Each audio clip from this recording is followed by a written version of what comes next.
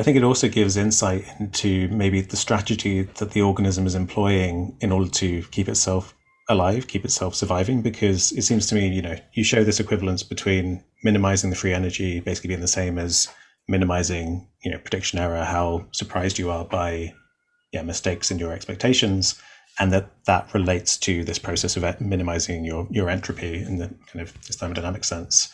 And so, it seems to me that you've got an account here of, if you think it shows that if you behave in such a way as to keep trying to, with this kind of confirmation bias, trying to seek out a way of being in the world where you're not being surprised, that's going to keep you alive. And there was in one of your papers, there was a line about, I think it was the long-term average of surprise being the same as entropy. And it's kind of stated mathematically, but I was thinking it through conceptually, and I was like, well, like a system that is constantly caught off guard with constant surprises, that's a system that's not going to survive very long, right? If it's not modeling its world accurately, if it's not predicting its world, it makes sense to me that it will end up with all the D words that you mentioned earlier. Yes, yeah.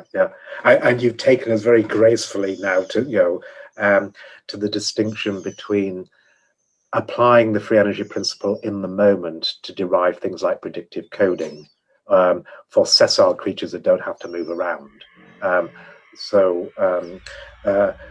And then moving from that sort of very simple predictive coding world into the world of active inference, where we've come back to action and embodiment and making moves on the world. So we're now back to the brain as a scientist who's not just caricatured as analysing data, but the other half of her job is designing the experiments and making moves in the world to generate those data.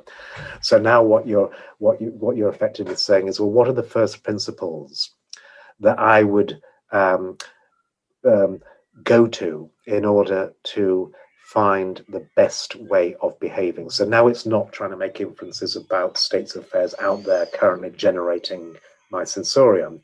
It's now, what am I going to do next in terms of attending to this or attending to that, or looking over here or looking over there? So now you need a whole new set of principles, but of course, pursuing this deflationary account, they should all inherit from the minimization of surprise or free energy or prediction error.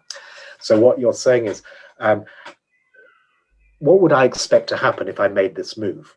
So what would my expected prediction error be, or my sum squared prediction errors, or what would my expected surprise be?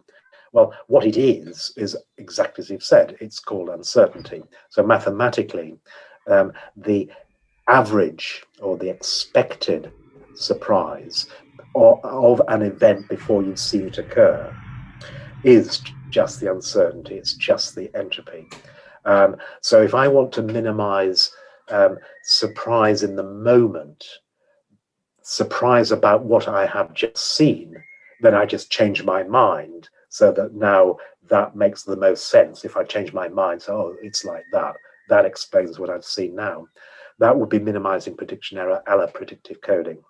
But if you now want to decide how to act upon the world, how to self-evidence in a truly enactive way and embodied way, you now have to not deal with surprise, but the surprise I would expect if I did this or I did that. And that's where the uncertainty comes in. So what you said is something quite fundamental, that on that account, to minimize the expected free energy, the expected surprise, we are necessarily going to be curious creatures. We are going to selectively commit to those courses of action that resolve the most uncertainty. Mathematically, that's exactly the same as soliciting that kind of sensory consequence of my action that has the greatest information gain. Say I saw a fluttering in the corner of my visual field, and I had a whole bunch of hypotheses of what could have caused it. It could be an insect, it could be a little bird, it could be a leaf. I know, what I do know, is if I looked over there and foveated that the source of that stimulation, I could resolve my uncertainty. So I know with certainty that I can resolve my uncertainty conditioned upon that particular action. So that's the essence of active inference. And it's all about, actually, in a sense, it looks a lot like surprise seeking. That's not true. It's more sensation seeking in the service of seeking information and resolution of uncertainty. So you've got this sort of information seeking like imperative built in to the surprise minimization construct, but only if you like, is realized when you think about the hitherto not observed consequences of action. So your action now really, underwrites all of this sort of, if you like, move from a sessile organism to something that can actually move around, and has to decide how to move, what its best moves are going to be.